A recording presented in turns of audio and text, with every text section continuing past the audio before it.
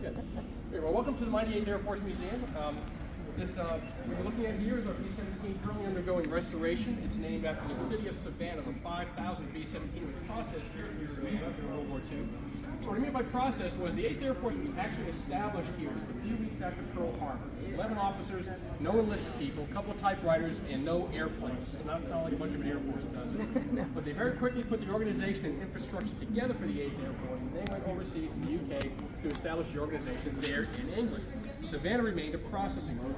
So the B-17 bombers were manufactured in 3 plants on the West Coast, 2 in California, 1 in Washington State, then flown cross-country by women air service pilots. So women pilots flew these bombers cross-country near Savannah to get matched up with an air crew who then take it overseas to the UK to start flying their combat missions. And this city of Savannah was the 5,000 B-17 that came through Savannah. It was actually, believe it or not, funded by the school children of Savannah. They raised about $500,000 to buy a B-17 for the Air Force. So they paraded it through here and they painted it up and it was donated to the Air Force. How about that? Wow. So, Cool. was that? Pretty cool. It's awesome. Very cool, yeah, exactly. So the B-17 is a 4-engine bomber designed in 1935. We'll talk about the engines here briefly. What I would like to point out to you is what the air crew would wear while flying these combat missions. Take a look at what this air crew, this mannequin's wearing here. Take a good close look. Notice there's no exposed skin. And there's a very good reason for that. The airplanes are unpressurized. They're literally open to the outside air. Any idea what the temperature is at 25,000 feet where they're flying these combat missions? Get a guess? Negative something. Negative 30? That's a great guess. In the middle of summer, minus 30 might be a nice warm day. In the wintertime, closer to minus 60. Okay? So minus 60 degrees inside the airplane for up to 6 hours at a time. The missions would be about 10 hours long. About 6 of those hours would be at 25,000 feet or above to fly their combat missions. Okay? No exposed skin. It's very thick, wool-lined leather flight suit. They have to breathe oxygen through a hose because the air is very thin at that altitude, right? So you got a rubber mask and a rubber hose. You have to continually manipulate the rubber in that mask and hose because if your oxygen valve freezes from the moisture in your breath, you will suffocate and die, okay? The number one source of injury these men faced during the war was not getting shot at by the enemy, was not bullets or flak, any aircraft cannons or anything like that. The number one source of injury was frostbite, okay? If you take off your glove to clear a jammed machine gun, when you take your hand off that cold soaked metal, you will leave some of your skin behind. Okay. Even if you lean against the side of the airplane for an extended period of time, you'll get contact frostbite through those thick mittens. Okay. Now, believe it or not, they actually had electrically heated underwear to get heat to the flight suit. Sounds great, right? They could plug into the airplane, get electric heat, right? Copper wire running in the arms and legs of the flight suit. Sounds awesome, right? Yeah. Well, here's the problem. You ever take a paper clip and you bend it back and forth and back and forth and back and forth? What happens to the paper clip? Breaks. It breaks. Copper wire in the arms and legs, do you see a problem? That's why frostbite was the number one source of injury these guys faced, okay? Okay, come around this way, we'll talk about the engines for a bit. As we come underneath the airplane, take a look at all these dimples we see on the airplane. All these dimples and bumps. Those are the rivets holding together the airplane. Come around this way, folks. Those are the rivets holding together the airplane. 394,000 rivets in the B-17 bomber. 394,000 rivets. Have you ever heard of Rosie the Riveter?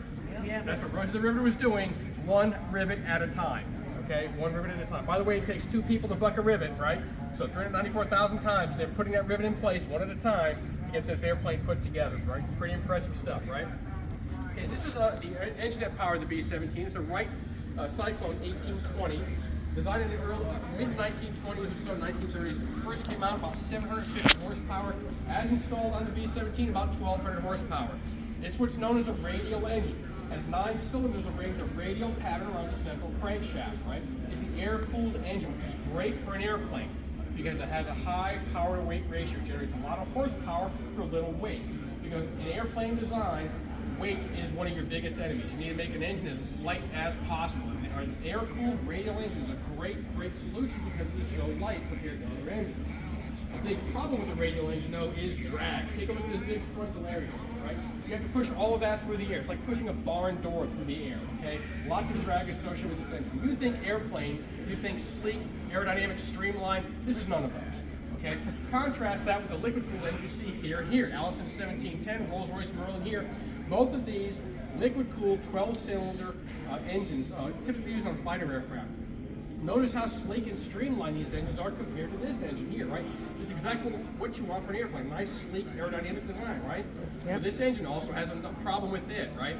Because it's liquid cooled, that means you have to carry the liquid to cool it with you. That means you have a radiator, coolant lines, and all the coolant. All of that adds up to a lot of weight added to this airplane engine design, right? Plus, it also has a big combat vulnerability. A single bullet through the coolant line or the radiator in this engine, and it will turn this engine into a brick pretty darn quickly. Okay? Contrast that with the radial engine here, where there are documented cases of cylinders being shot completely off the engine, and it still produces horsepower. I read recently a story of a pilot flying a P-47 fighter aircraft that had this type of engine, a big radial engine. A cylinder was shot off and all the oil leaked out of the engine. That engine continued turning and got that pilot home 300 miles with no oil. Wow. That's how robust these engines are, okay? Incredibly robust engine. But like everything in airplane design, trade-offs, right? You have high power, low weight, but lots of drag. You have high power, a lot of weight, but low drag. Trade-offs in everything you do in airplane design, okay? Any questions before we move on? Okay, follow me this way, folks. What's that? Just count how many rivets were in the V1? No, I don't have that. But they use believe it or not, they use a lot of glue. They use a lot of glue, right? So, scary stuff. Follow me this way, folks. Have any of you ever heard of a ball turret? What's a ball turret? Right. The turret underneath the bottom of the airplane defends the bottom of the airplane. What's inside the ball turret? A dude. A ball turret gunner. Yeah, a dude, right? Take a look at this picture here. That's what it looked like for the ball turret gunner. Now, to give you a real appreciation, come take a look at the ball turret. Wow. Come this way, folks. You really want to poke your head inside here. Just don't climb inside. 5'7" maximum height. Wow. To be no taller than 5'7", you can fit in there. And oh, by the way, no room for a parachute. Ooh. No room for a parachute. Okay? It's against regulations. What's that? Well, you know, it's funny you say that. I'll get to that here in just a moment. So, against regulations to take off or land inside the ball turret. Okay? You take off and land inside the fuselage of the airplane in the radio compartment. As you cross the English Channel, you rotate the turret. This turret rotates a full 90 degrees down, so the gun's pumped straight down. Also rotates 360 degrees around the bottom of the airplane and defend the bottom of the airplane. And I gotta apologize, folks. I realize I'm from Massachusetts. I talk fast. It's just what I do. You're gonna have to listen fast. Okay? We're from Jersey, so we Okay, understand you. Right. So they rotate the turret so the hatch is on top, right? So you climb inside. So this hatch is now up inside the body of the airplane, right? Pop open the hatch. You climb inside. Your rear end goes there. Your back goes there. Your shoulders go there. They button up the hatch behind you, and now you're in business defending the bottom of the airplane. Okay, sounds awesome, right? No. The gun sight, which is still off the restoration, the gun sight would be right here, but that means the gunner's head would be right here. Man, think of it right here. Where's my hand on it? Where's my hand? It's on right here. No? That is the breech of a 50 caliber machine gun, one on either side of his head, 6 inches from his ears. There's no hearing protection back then, folks. No hearing protection. All you had was a leather flight cap and with the head closed so you can actually listen to the rest of the crew. Huh? Okay? Yeah. Every time you pull those triggers, thumb those 2 triggers on the controllers, those 250 calibers just hammering away 6 inches away from his ears. Okay, 6 inches away from his ears. Okay, was that? Non-duty related. Yeah, don't go there. Yeah. So I was doing this tour a couple of years ago, and a lady in the crowd started crying at that time and asked if she was okay. She commented her dad had been a ball turret gunner during the war. They never spoke about it, but she knew he was a ball turret gunner. And now, for the first time in her life, she finally understood why he could never hear her when she spoke to him. That he was stone deaf. Stone deaf. Okay? Somebody commented about hazard pay. You get drafted in the Army Air Forces, you volunteered to go into, you get drafted into the Army, you volunteered to go in the Army Air Forces, you volunteered to fly for an extra $15 a month. Okay, Wow. $15 a month, yeah, that's what you get for hazard pay. Okay, so all these guys who did this, every one of them, a volunteer. Okay? People would ask if that glass up front would frost over from a temperature difference. No, because the temperature inside the ball is the same as the temperature outside the ball, which is what? 60 degrees below zero, right? You're curled up in here for up to 6 hours at a time, the whole time you're over enemy territory, right? When you cross the English Channel on your way back home, you rotate the turret again, you pop open it, your buddies pop open the hatch, and they literally have to lift you out of the ball because you're so numb from being curled up in a fetal position for 6 hours at 60 degrees below zero. And believe it or not, as cold as that was, they would be sitting in soaked flight suits because their sweat would freeze inside the flight suit. Okay, they were sweating profusely from the stress of the combat. Okay, did everybody get a chance to look inside the ball turret that wanted to? Any volunteers, by the way? Ball turret? Right? Yeah. Pretty shocking, right? Any questions before we move on? Okay, so please step outside my high security line here.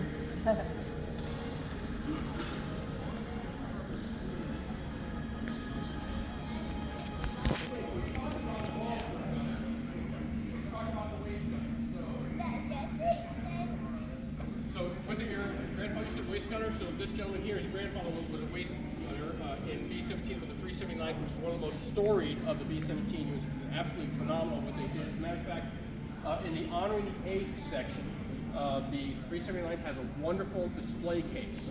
Because General Lyles, who was the commander of the 379 during World War II, he was the man who founded this museum. Oh, And he wow. donated a bunch of material. So the 379 has a wonderful display case. You'll see the big triangle K there. So Oh, perfect. definitely look at that. Okay, so we talked about the ball turret gunner.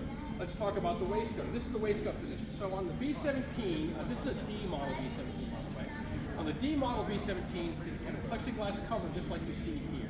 On the earlier versions of E's and F's, that was open to the air. So imagine this, and by the way, there's no place to sit there. You're in your crew position. You're standing on a hunk of plywood, literally standing on a hunk of plywood. So imagine this. You're over enemy territory, you're 25,000 feet above the ground, 60 degrees below zero, 225 miles an hour through the air, sucking oxygen from the hose, and your work position is an open window. I think you'll agree with me, this guy's life's pretty miserable as well, right? This guy's life's pretty miserable. Yep. So above you, you have a P-51 Mustang. Well, the best fighter aircraft in the war, certainly the best fighter aircraft the U.S. produced during the war. Notice the nice streamlined liquid-cooled Rolls-Royce Merlin here in the nose, right? That is not the radiator there. That's actually oil cooler scoop and also the carburetor air inlet. The radiator for that liquid-cooled engine is all the way back here where this black stripe is. So if the radiator's all the way back here and the engine's all the way up here, what do you have going in between the two? All those coolant lines. Again, big combat vulnerability. Only 3 fuel tanks inside this airplane, right? An 89-gallon tank, 85-gallon tank here, 85-gallon tank here, and a 90-gallon tank here behind the pilot. This airplane literally changed the war. The reason I tell you about the fuel is this airplane literally changed the war. The reason I say that is because the Nazi leadership saw a single engine, single pilot fighter aircraft flying all the way from England, all the way to Berlin and back escorting bombers. They knew the war was over. On this airplane, they go all the way to Berlin and back on just 260 gallons of gas. Well, they cheated a little bit. They carry extra fuel tanks right about here outside the wing. If you look at this model, if you look at his eyes, you look behind you over here, you'll see a model of the P-51. And right there underneath the wing, you see these drop tanks. Those are drop tanks that carry extra fuel that the pilots could use to fly those long-range missions. When they drop, those fuel tanks are made out of either aluminum or plastic impregnated paper mache. Why on God's green earth would you make a paper mache fuel tank? Well, not so much cheap, right? Weight. Although they were made by British School Mills, right? So the labor was free. Lightweight about the same as the aluminum. Think about this. Where are you when you drop that fuel tank? Exactly. Over enemy territory. If you drop aluminum on the enemy, what you doing with that aluminum? Use it against you. Recycling against you, right? Recycling is against you. Make drop paper mache on the enemy, what you doing? Nothing. Exactly. So the paper mache fuel tanks literally changed the war. But take a look at this video here. Who is this gent right here in this video? Right here. Jimmy Stewart. Jimmy Stewart. Why is Jimmy Stewart narrating a movie at the Mighty 8th Air Force Museum? He was. Because he was a pilot. Jimmy Stewart had a pilot's license before the war, and he wanted to go in the Army Air Force as the war was heating up in Europe. He got drafted and rejected. Okay, he was too light for his weight. He was called Beanpole, the guy that was too light. He tried to put on weight, didn't work, and he turned around and volunteered. Well, now they had to take him as he volunteered, right? Volunteered, went to day Pearl Harbor's attack. Jimmy Stewart was he was a private pulling guard duty at Fort Ord in California. So file that away, December 7, 1941, Jimmy Stewart was a private at Fort Ord, okay? He gets selected for pilot training, goes for pilot training, becomes an instructor pilot flying B-17 bombers just like you see here. Well, by the time that happens, the U.S. is now in the war and dropping bombs on Germany. He wants to fly combat. So he volunteers to transfer to a B-24 bomber. That's the other bomber that was flying in World War II in the 8th Air Force. Because of his experience and his age, he was 33 at the time, because of his experience and age, they made him the squadron commander. So when Jimmy Stewart deployed to England, he was the squadron commander of his bomb squadron. He did so well, he flew 20 combat missions. The leadership loved him, the men loved him, so he's the best commander they've ever had. The commanders loved him because when he led combat missions, the wing always hit their targets and losses were always minimal in every case combat. They absolutely loved him. His time in the he loved his time in the Army Air Force so much he stayed in when the war was over. The Air Force Reserves, when he became a separate service, made his way through the ranks, became a brigadier general, even flew one combat mission in Vietnam in a B-52 bomber, not as a movie star, but as an Air Force Reserve general on flying status. On the retired list, he was promoted to 2-star general, so when he passed away, it was James Maitland Stewart, Major General, U.S. Air Force Reserve, retired. Not bad for an actor. Not bad at all. when the war was over, he was a colonel, right? He was, I'm next in line to be a group commander. He was a group operations officer and a full colonel. So think about that. He went from private to full colonel in just a matter of a few years. For those with military time, right? Yeah. That's pretty impressive, right? Okay. First movie he made after the war was It's a Wonderful Life. He almost couldn't make the movie. He had trouble starting the movie. He had trouble finishing it. He could not remember his lines. He had what we now know to be PTSD, and he had it bad from his 20 combat missions. As a matter of fact, there are two scenes in the movie where he breaks down crying, one in a bar and one on a bridge. Both of those were unplanned, not part of the movie script. The one in the bar, you notice the film is very grainy. The reason is because that was actually filmed between takes. He had a breakdown. The director, Frank Capra, had his camera running and recorded it and actually wrote it into the script. It's such a powerful moment they wrote it into the script. Okay?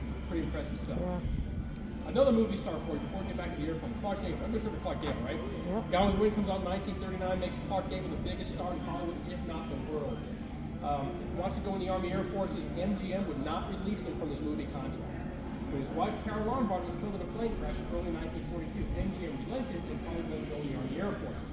He was commissioned as a captain and tasked with making training movies about gunnery. Well, he says, if I'm going to train gunners, I want to learn about gunners. So he went to gunnery training himself. He knew he was a captain. He went to the enlisted man's gunnery training. He finishes that and says, it would make it more realistic if I actually flew some combat missions, know what they're talking about. So he volunteers to fly 5 combat missions with the 303rd Bomb Group. You'd think being the biggest star in Hollywood, if not the world, they'd protect and put him on some pretty easy missions. This is Clark Gable. He's not going to stand for that. He's got a reputation for it.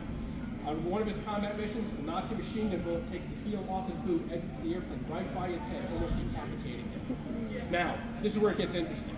Adolf Hitler was a big movie fan. Adolf Hitler was an enormous Clark Gable fan. When Adolf Hitler found out Clark Gable was flying combat missions with the 303rd Bomb Group, Adolf Hitler personally put a $5,000 bounty on Clark Gable's head. About $80,000 in today's money. Clark Gable heard about this, and he responded in typical Clark Gable fashion. He said, if my airplane is shot down, I will not bail out to be paraded around Nazi Germany like a circus animal. Can you imagine Brad Pitt or George Clooney saying something like that today? Absolutely not. One more bit of trivia before we get back to the airplane. Guess who signed Clark Gable's discharge papers? It wasn't Jimmy Stewart. I've only had a couple people guess this. Ready for this?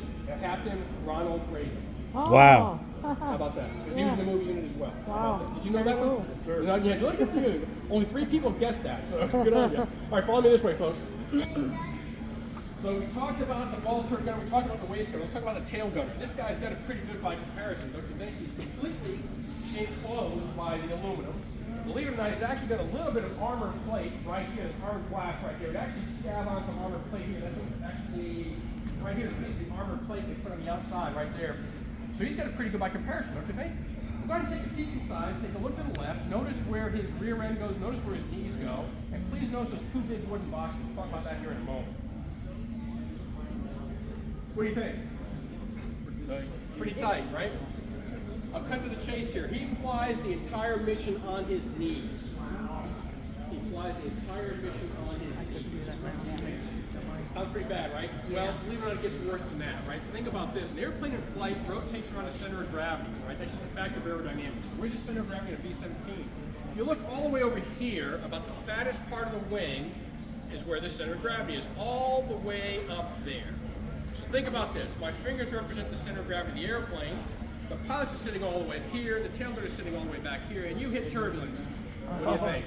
Oh yeah, he's getting thrown around. He's getting racked around the back of that airplane violently, absolutely violently. When I flew B-52s operationally, I also flew them during Desert Storm.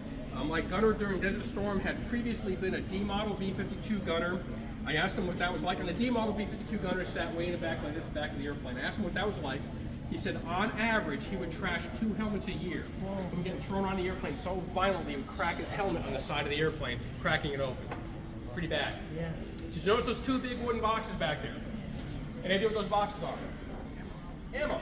Exactly. Said the load troop. Ammunition. Exactly. So yeah, ammunition. So 13 machine guns on a B-17G. 13 machine guns, 50 calibers, all of them. If you take the and each of those 13 machine guns was allocated 1 box of ammunition, 1 box of 500 rounds of 50 caliber ammunition. Now, that box of ammunition is all threaded on 1 continuous belt of ammunition. Because the last thing we want to do in combat is have to relink belts of ammunition, right? So So it's already pre-linked before you get on the airplane, right? They just load the entire box, already linked and loaded onto the airplane. If you were to take that one belt of ammunition, the 500 rounds, 50 caliber ammunition, and lay it out on the ground, how long do you think that belt of ammunition will be? Give me a number, distance, lengthwise. 2 miles. 25 feet. Close, 27 feet. Why is that important? Have you ever heard the phrase, to get something to the whole 9 yards? Okay. People think it's a football term. No, the rumor has it that it came from bombers flying World War II with a 500 round box of ammunition, because when you shot your entire, when you gave the whole 9 yards, that means you shot your entire belt of ammunition at whoever was coming at you. So if you're learning nothing else in the museum today, you know where that phrase came from. Did everybody get a chance to look inside the airplane? All right. Pretty crazy stuff. Again, all these guys volunteers. Every one of them volunteer for $15 a month. Okay, follow me this way. I want to talk about this Dyer. Unfortunately, we just discovered this morning some of the lights are out, but so please bear with us. This diorama depicts a single day in the history of the 8th Air Force, Operation Tidal Wave, August 1st, 1943. American planners had figured out that 60% of Nazi Germany oil came from one city in Romania known as Ploesti. Think about that. 60% of the enemy's oil comes from one city. You think that makes it a target? Absolutely. The Nazis realized it too. Right? Ploesti was the most heavily defended target of all of Europe, even more heavily defended than Berlin. Okay? There are 11 refineries there, 5 major refineries, 6 minor refineries.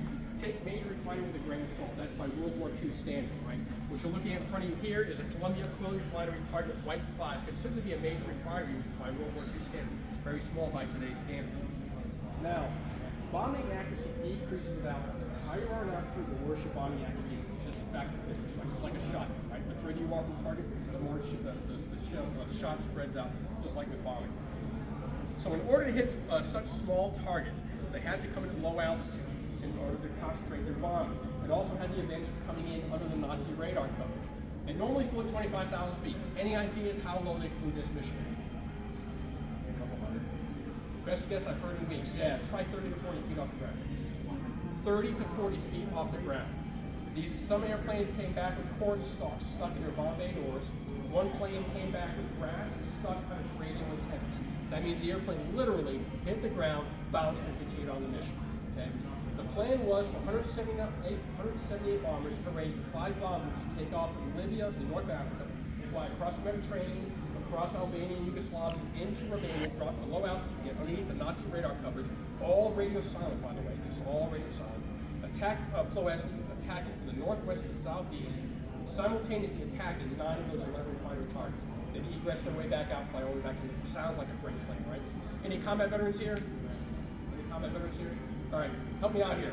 No plane survives first contact with the enemy, right? Right. Exactly, right? When the first bullet hit the air, the plane was out the window. Did not even wait that long for this mission. On takeoff, one of the airplanes slides off the inner runway, crashes, bursts, and explodes into flames. As it crosses the Mediterranean Sea, the lead navigator's airplane spirals out of control, crashes in the sea. No one ever knew why. The deputy lead navigator goes to investigate and look for survivors. As he's climbing back up to catch up the rest of the formation, two of his airplane engines lose power. He has to turn on and head back to Libya. Now the formation has no lead navigator. It gets worse. As they're crossing Albania and Yugoslavia, they come across a line of weather. The 2 lead bomb groups decide to go high above the weather. 3 trailing groups decide to go low below the weather. The 2 high groups catch a tailwind. They get separated from the other 3 bombs. Now the formation is split. It gets worse. As they're low altitude over Romania, they strike the commander, or the lead bomb group commander. The lead bomb group commander directs the wrong turn. They start heading for the capital city of Bucharest. By the time they realize their mistake, and by the way, it takes another bomb group with them. Right? So 2 bomb groups are now heading for the capital city instead of Ploesti. By the time they realize this, the commanding general, General Ent, has had enough. He breaks radio silence, commands all the groups to attack any target of opportunity. Right?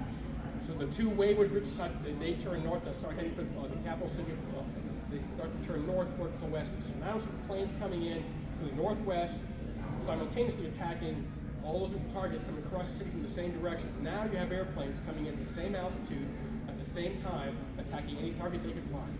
Okay? It's absolute mayhem. The Nazis on the ground are amazed at the boldness and bravery, the audacity of the plan, not realizing it's totally screwed up. Okay? What you see in front of you is Colonel Leon Johnson, lead airplane of the 44th Bombing, the Flying 8 Balls. The airplane's called Susie Q. About a minute out from the target, he looks up and realizes and sees his target exploding in flames. He realizes another bomb has hit his target. The co-pilot looks at him and says, Colonel Johnson, what do we do? The colonel looks at the co-pilot and says, William, you're on target. Stay on target. At that point, they start their climb to 150 feet to drop their bombs. Let that sink in. They start their climb to 150 feet to drop their bombs, right? Now you have enemy fighter aircraft trying to shoot you down from above, enemy anti-aircraft fire trying to shoot you down from below, and other bomb bombs exploding underneath you. And still they press on the attack, okay? In the entire history of the U.S. Air Force, more Medals of Honor awarded this one day than any other day in history. 5 Medals of Honor in one day, 3 posthumous, 2 delivery recipients, including Colonel Leon Johnson, lead airplane Susie Q. So, end of the story. Of the 178 bombers that took off out of Libya that morning, only 88 made it back that night. Of those 88 that made it back, only 33 were flyable the next day. It was absolute carnage over the target. Okay? Absolute carnage. One of the coolest artifacts we have in the entire museum. If you take a look at this display case right here, is actually a piece of one of the bombers that flew this mission. Now, 3 bomb groups are from the 8th Air Force, 2 bomb groups are from the 9th Air Force. This is a 9th Air Force bomb group. You can tell because of the splash of tan paint in the lower corner here. Okay, the 8th Air Force was painted green because it was stationed in England. 9th Air Force was painted tan because it was stationed in North Africa. Okay. Sir, If I may, please. there were the 5 Medal of Honors that were awarded. One of them was posthumously to Lieutenant Colonel Addison Baker. Addison Baker was MIA until 2022 when they identified his remains and they brought him home. So he returned. Both he and his co-pilot. Yes. Both he and his co-pilot. So pretty impressive. Amazing stuff. Any question before we move on? Yeah, if you get a chance, oh, by the way, there's a fantastic video going on continuous through here. Definitely recommend you watch this, give you more facts and figures. One of the most amazing missions in the history of 8th Air Force. By the way, on this screen back, you're going to be careful. On this screen back here, we got a preview going of a movie series done by Apple TV. It starts this Friday. It's coming Friday, 26th, called Masters of the Air, based on a book by Donald Miller. We sell that in the bookstore if you buy nothing else in the bookstore. This book by Donald Miller is absolutely amazing. It's done by the same guys who did Band of Brothers and The Pacific. Same guys. It's about the 100 bomb group. Matter of fact, we have the 100 bomb group symbol on the tail in commemoration of that movie, which part of that movie was filmed here. They interviewed some of the survivors here at the museum and as part of the movie. So it should be fantastic. Looking forward to seeing it. I am Flying too. around this way, folks. We're almost It's there. gonna be great.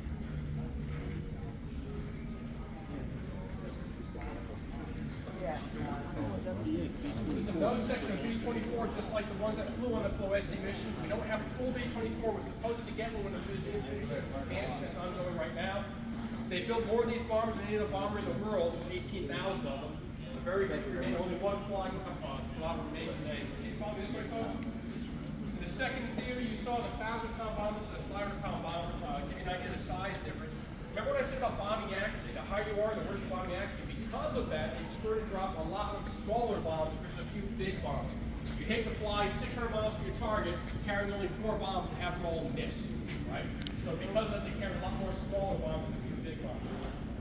One gripe I have about the way the museum is set up is a fantastic POW is in the right. Remember, 28,000 of the 8th Air Force men became POWs, so we have a really good POW exhibit down this hallway here. However, if you take the hallway all the way to its end, you'll kick it out toward the bookstore in the final hallways, and you'll miss one of the best parts of the museums, which is this hallway here called Honoring the 8th. Okay? So when you go through the POW exhibit, and you get to the second room, which has a big Nazi flag in the room, when you're done with that room, back your way out, come underneath this parachute, and you want to go in this hallway here, honoring the 8th. Okay?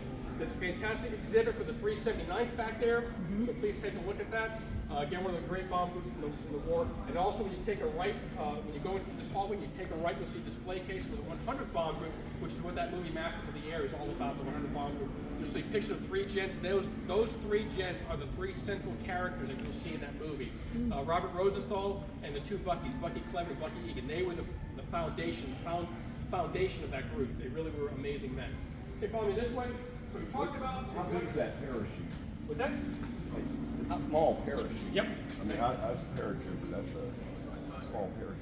Yeah, it is a small parachute. Probably 28-foot diameters with the These standard. are 26 foot with an average descent of 1,000 feet a minute. There you go. Because these were parachutes that were. Well, believe it or not, the ones in ejection seats are even smaller, right? Because I flew ejection seat airplanes. The ones in ejection Are they? seats. Oh yeah, they're small because you got to fit it in a small case to fit inside the seat, right? Yeah, exactly. Right? I'm with you, right? I'm with you. Is the expansion going to address this so that you'll be less likely to miss the portion? I don't know. It's a great question. Well, we'd ask for certainly to reroute it. Yeah, exactly. Thanks for adding that color. So appreciate that. Thanks, Mark. Appreciate that. So we talked about the gunners in the back of the airplane. Come around this way.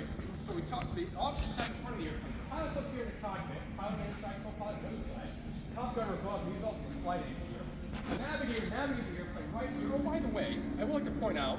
I mentioned with the ball turret at 5'7" maximum height. A lot of people kind of shocked by it. 5'7", boy, he must have been the midget of the crew. No, the short guy. No, it didn't work that way because people back then were just smaller, right? Think about that. The world is coming out of a worldwide depression, right? The quality of food and quantity of food is just not that great. Okay, so people are just smaller, and I demonstrate that by showing this. Take a look at this. The crew weight for 10 crew members, 1,200 pounds. Do the math there, and that's with their flight gear. 120 pounds per man with flight gear. People were just smaller back then. Okay, so navigator right here at the side of the space table, and the bombardier in the nose of the airplane. Come around this way, aiming the airplane with the famous Norden bomb sight. Famous Norden bomb sight. That's the Norden bomb sight right there. It's an optical bomb sight designed in 1928 by Carl Norden, a Dutch immigrant engineer. Carl Norden was a fanatic about precision, so much so he insisted all the ball bearings in his bomb sights be polished by hand. How would you like that job, ladies? Ball bearing polisher, right? That was one of the wartime jobs, ball bearing polisher. So how accurate was Norden bomb sight? Well, in peacetime, during the war, peacetime before the war, training during the war, dropping bombs at 8,000 feet over the crystal clear blue skies of Texas, Nevada, and Utah, they found you could drop a 500-pound bomb within 75 feet of the target all day long. That sounds awesome. 500-pound bomb, 75 feet, dropping from 8,000, that's great, right? Well, here's the problem. 8th Air Force is not flying in the crystal clear blue skies of Texas, Nevada, and Utah. They're flying in the crummy weather in Northwest Europe, right? Also, they're not dropping at 8,000 feet, they're dropping at 25,000 feet. Remember what I said about bombing accuracy? The higher you are in altitude, the worse your bombing accuracy, right? Just physics. And oh, by the way, people are shooting at you, right? So all those factors conspire to reduce bombing accuracy. They found after the war that fewer than 10% of the bombs landed within 1,000 feet of the target. Let that sink in, folks. Fewer than 10% landed within 1,000 feet of the target, okay? That's why you have these enormous formations of 1,000+ bombers, each one carrying a half a dozen or a dozen bombs in the hopes that 3 or 4 bombs will actually hit the target. Okay? Now, we used to have a great photo here. They've taken it away for some unfortunate reason, but I do have it on my phone. We'd like to show you one picture here that kind of tells you what it was like for the men who flew these missions. Take a look at this airplane. Do you see a problem? Wow. Do you see a problem? Right? Yeah. Right?